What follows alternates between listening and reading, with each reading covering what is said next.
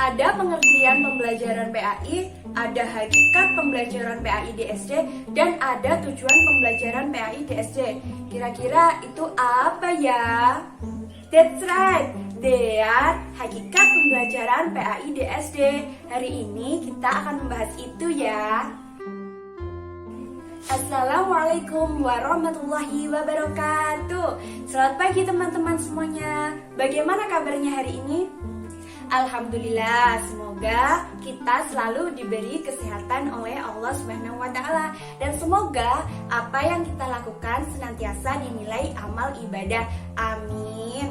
Yang terhormat kepada Ibu Dr. Hajah Lu'lu' Nur Mufidah MPDI dan teman-teman PAI 5F yang berbahagia. Pada pertemuan kali ini, kami dari kelompok 1 akan membahas tentang hakikat pembelajaran PAI di SD. Sebelum kita memulainya, izinkan saya untuk memperkenalkan anggota dari kelompok 1 terlebih dahulu. Yang pertama, saya sendiri, Evi Miratul Husna. Yang kedua, Muhammad Answari. Dan yang ketiga atau yang terakhir, Rahma Aulia Nanda Rizky.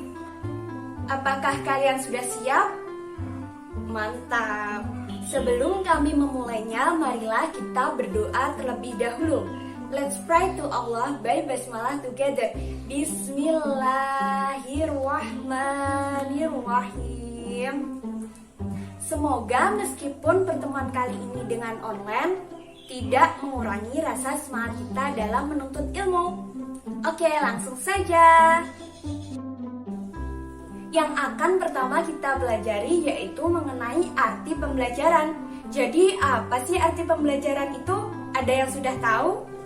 Nah, ada banyak pendapat dari para ahli mengenai arti pembelajaran. Salah satunya yaitu pengertian dari Corey. Corey menyebutkan arti pembelajaran adalah suatu proses di mana lingkungan seseorang itu secara sengaja dikelola untuk memungkinkan ia turut serta dalam kondisi khusus atau menghasilkan respon terhadap situasi tertentu. Dari beberapa pengertian para ahli, yang salah satunya yaitu Corey, dapat kita tarik kesimpulan bahwa pembelajaran merupakan proses, cara, atau perbuatan yang menjadikan orang atau makhluk hidup belajar.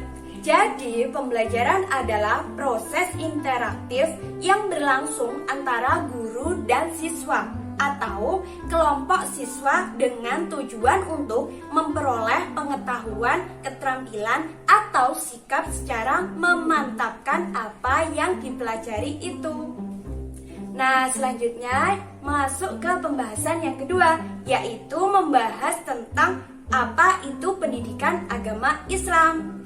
Langsung saja, pendidikan agama Islam atau PAI yaitu usaha yang berupa pengajaran, bimbingan, dan asuhan terhadap anak agar kelak selesai pendidikannya dapat memahami, menghayati, dan mengamalkan agama Islam, serta menjadikan sebagai jalan kehidupan baik pribadi maupun kehidupan masyarakat. Selain itu, pendidikan agama Islam atau PAI adalah suatu mata pelajaran yang diberikan kepada peserta didik mulai dari tingkat dasar atau SD sampai perguruan tinggi yang syarat dengan muatan nilai.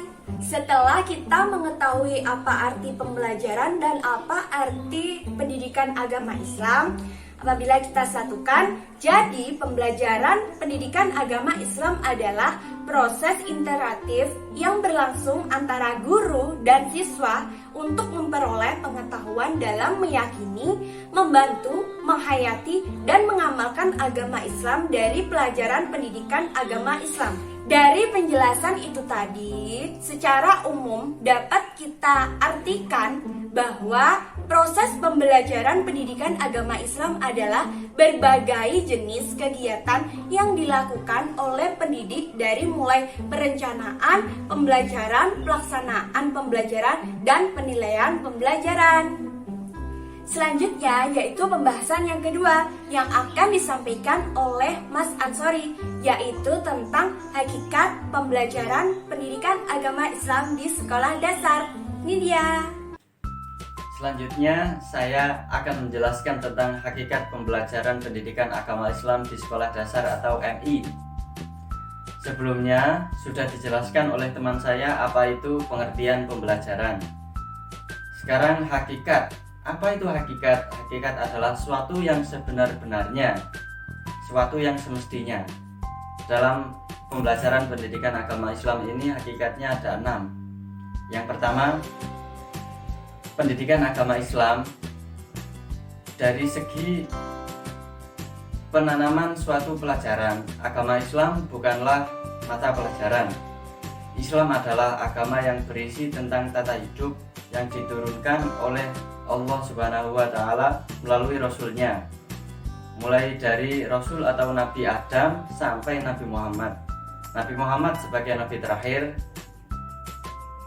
tentu ajarannya dapat digunakan bagi seluruh umat dan bisa digunakan di segala tempat dan di segala waktu. Selanjutnya yang kedua, pendidikan agama Islam adalah usaha berupa bimbingan dan asuhan kepada anak didik, sehingga jika sudah selesai pendidikannya, anak didik bisa memahami dan mengamalkan ajaran agama Islam serta menjadikannya sebagai pandangan hidup atau way of life. Kemudian yang ketiga, pendidikan agama Islam bisa diartikan sebagai pendidikan yang dilaksanakan berdasarkan agama Islam. Kemudian nomor 4, agama memiliki peranan penting dalam kehidupan manusia Pancasila. Agama sebagai motivasi hidup dan kehidupan, sebab agama bisa menjadi alat pengendalian dan pengembangan diri. Selanjutnya nomor 5, pendidikan agama begitu penting sehingga perlu diketahui, dipahami dan diamalkan manusia Indonesia agar menjadi dasar kepribadian, sehingga manusia Indonesia bisa menjadi manusia yang seutuhnya. Selanjutnya yang terakhir atau nomor 6, pendidikan agama dalam lingkungan pendidikan begitu penting karena memiliki aspek nilai yang meliputi akhlak dan keagamaan, sehingga menjadi tanggung jawab diri sendiri, masyarakat, dan pemerintahan. Sekian dari saya, selanjutnya akan disambung oleh teman saya. Baik, terima kasih untuk yang selanjutnya mengenai tujuan pembelajaran pendidikan agama Islam di sekolah dasar. Pendidikan agama Islam di sekolah atau madrasah bertujuan untuk menumbuhkan, mengembangkan, dan meningkatkan keimanan melalui pemberian dan pemupukan pengetahuan, penghayatan, pengamalan peserta didik tentang ajaran agama Islam, sehingga menjadi manusia muslim yang terus berkembang dalam hal keimanan, ketakwaannya, berbangsa dan bernegara, serta untuk dapat melanjutkan pada jenjang pendidikan yang lebih tinggi. Oleh karena itu, berbicara pendidikan agama Islam, baik makna dan tujuannya adalah haruslah mengacu pada penanaman nilai-nilai Islam dan tidak dibenarkan untuk melupakan etika sosial atau moralitas sosial. Penanaman nilai-nilai ini juga dalam rangka menuai keberhasilan hidup di dunia bagi peserta didik yang kemudian akan mampu membuahkan kebaikan di akhirat kelak. Yang kedua, mewujudkan manusia Indonesia yang taat beragama dan berakhlak mulia, yaitu manusia yang berpengetahuan, rajin beribadah, cerdas, produktif, jujur, adil, berdisiplin, bertoleransi, serta menjaga keharmonisan secara personal dan sosial, serta mengembangkan budaya agama dalam komunitas sekolah. Peningkatan agama Islam dimaksudkan untuk peningkatan potensi spiritual dalam membentuk peserta didik agar menjadi manusia yang beriman dan bertakwa kepada Tuhan Yang Maha Esa dan berakhlak mulia. Akhlak mulia mencakup etika, budi pekerti, dan moral sebagai perwujudan dari pendidikan agama Islam. Peningkatan potensi spiritual mencakup pengenalan, pemahaman, dan penanaman nilai-nilai keagamaan serta pengamalan nilai-nilai tersebut dalam kehidupan individu atau kolektif masyarakat. Peningkatan potensi spiritual tersebut akhirnya bertujuan pada optimalisasi sebagai potensi yang dimiliki manusia yang aktualisasinya mencerminkan harkat dan martabatnya sebagai makhluk Tuhan. Pendidikan agama Islam diberikan dengan mengikuti tuntunan bahwa agama diajarkan kepada manusia dengan visi untuk mewujudkan manusia yang bertakwa kepada Allah Subhanahu wa taala dan berakhlak mulia, serta bertujuan untuk menghasilkan manusia yang jujur, adil, berbudi pekerti, etis, saling menghargai, disiplin, harmonis, dan produktif baik personal maupun sosial. Tuntunan visi ini mendorong dikembangkannya standar kompetensi sesuai dengan jenjang persekolahan yang secara nasional ditandai dengan ciri-ciri lebih menitik beratkan pencapaian kompetensi secara utuh selain penguasaan materi, mengakomodasikan keragaman kebutuhan dan sumber daya pendidikan yang tersedia, memberikan kebebasan yang lebih luas kepada pendidik untuk mengembangkan strategi dan program pembelajaran yang sesuai dengan kebutuhan dan ketersediaan sumber daya pendidikan.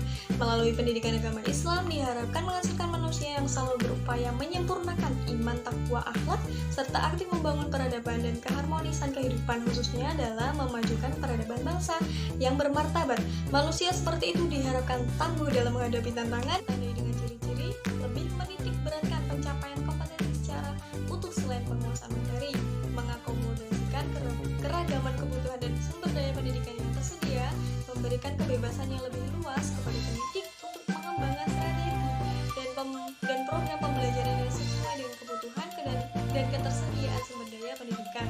Melalui pendidikan agama Islam diharapkan menghasilkan manusia yang selalu berupaya menyempurnakan iman, takwa, akhlak, serta aktif membangun peradaban dan keharmonisan kehidupan, khususnya dalam memajukan peradaban bangsa yang bermartabat. Manusia seperti itu diharapkan tangguh dalam menghadapi tantangan, hambatan, dan perubahan yang muncul dalam pergaulan masyarakat, baik dalam lingkup lokal, nasional, regional, maupun global.